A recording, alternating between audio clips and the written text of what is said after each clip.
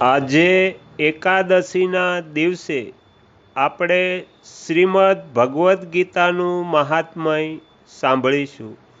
એકાદશીના દિવસે શ્રીમદ ભગવદ્ ગીતાનો પાઠ સાંભળવાનું વિશેષ મહત્ત્વ હોય છે. તો આજે આપણે શ્રીમદ ભગવદ્ ગીતાનું મહાત્મય સાંભળીશું.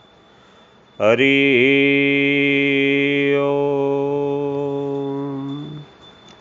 શૌનક ઋષિ કહે છે, હે સૂતજી, અતિ પૂર્વકાળના મુનિ શ્રી વ્યાસજીએ કહેલું તથા શ્રુતિઓમાં વર્ણવેલું ગીતાજીનું મહાત્મય મને બરાબર કહો.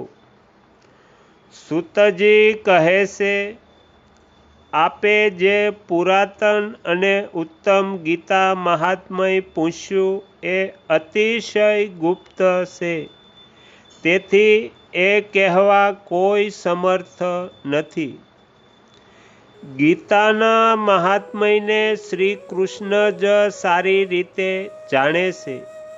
કંઈક અર્જુન જાણે છે તથા વ્યાસ, શુકદેવ, યાજ્ઞવલ્ક્ય અને જનક વગેરે એને થોડું ઘણું જાણે છે. બીજાઓ કર્ણ પરંપરાથી સાંભળીને લોકોમાં વર્ણવે છે. માટે શ્રી વ્યાસજીના મુખમાંથી મેં જે સાંભળ્યું છે એ કંઈક આજે હું કહું છું. જે આપોઆપ શ્રી વિષ્ણુ ભગવાનના મુખ કમળમાંથી નીકળેલી છે એ ગીતા સારી રીતે ગાવા યોગ્ય છે. બીજા શાસ્ત્રોના સંગ્રહથી શું લાભ? ગીતા ધર્મમય, સર્વ જ્ઞાનની પ્રયોજક તથા સર્વ શાસ્ત્રમય છે, માટે ગીતા શ્રેષ્ઠ છે. જે મનુષ્ય ઘોર સંસાર સાગર તરવા ઈચ્છે છે એણે ગીતારૂપી નૌકા પર ચડી સુખેથી પાર પહોંચવું. જે પુરુષ આ પવિત્ર ગીતાશાસ્ત્રને સાવધાન થઈને વાંચે છે એ ભય, શોક આદિથી રહિત થઈ શ્રી વિષ્ણુપદને પામે છે. ગીતાનું જ્ઞાન જેણે સદાય અભ્યાસ યોગથી સાંભળ્યું નથી છતાં જે મોક્ષ ઈચ્છે છે એ મૂઢાત્મા બાળકની પેઠે હાંસી પાત્ર થાય છે. જેવો દિવસ રાત ગીતા શાસ્ત્ર વાંચે છે અથવા એનો પાઠ કરે છે કે સાંભળે છે, એમને મનુષ્ય નહીં પણ નિસંશય દેવો જ જાણવા. દરરોજ જળ વડે કરેલ સ્નાન મનુષ્યનો મેલ દૂર કરે છે, પણ ગીતારૂપી જળમાં એકવારનું સ્નાન સંસારરૂપી મેલનો નાશ કરે છે. જે મનુષ્ય પોતે ગીતા શાસ્ત્રનું વાંચન તેમજ શ્રવણ જાણતો નથી, બીજા પાસેથી જેણે એ સાંભળ્યું નથી, જેને એનું જ્ઞાન નથી, જેને એના પર શ્રદ્ધા નથી અને ભાવના પણ નથી, એ મનુષ્ય લોકમાં ભટકતા ભૂંડ જેવો છે. એનાથી નીચ બીજો કોઈ મનુષ્ય નથી, કેમ કે ગીતાને એ જાણતો નથી. જે ગીતા વાંચે છે પણ ગીતાના અર્થનું વાંચન નથી કરતો, એના એ પોપટિયું જ્ઞાન દેખાડવા માત્રનું આચરણ, વ્રત, શ્રેષ્ઠા, તપ અને યશને ધિક્કારશે. એનાથી અધમ બીજો કોઈ મનુષ્ય નથી. જે જ્ઞાન ગીતામાં ગવાયું નથી એ જ્ઞાન વેદમાં અને વેદાંતમાં નિંદેલું હોય નિષ્ફળ, ધર્મરહિત અને આસુરી જાણવું.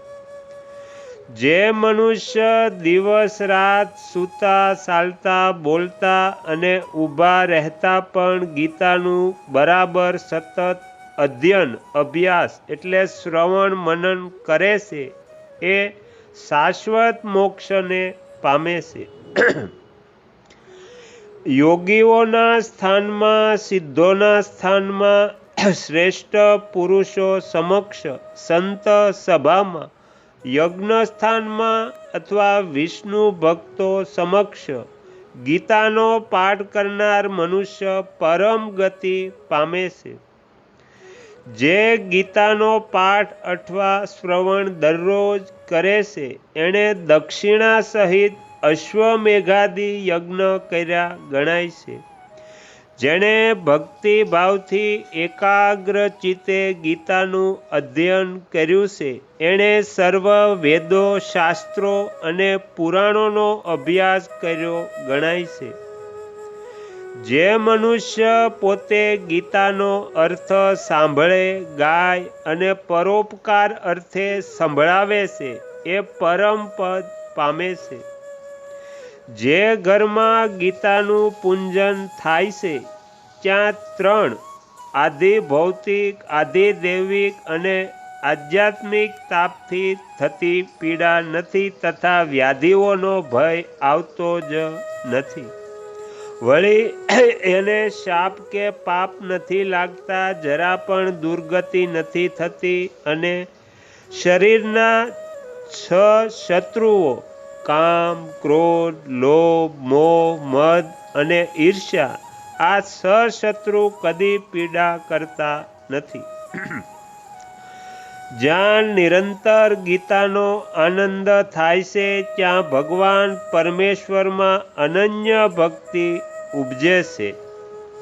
સ્નાન કર્યું હોય કે ન કર્યું હોય, પવિત્ર હોય કે અપવિત્ર હોય તો પણ જે પરમાત્મા વિભૂતિ અને વિશ્વરૂપનું સ્મરણ કરે છે એ સર્વદા પવિત્ર છે.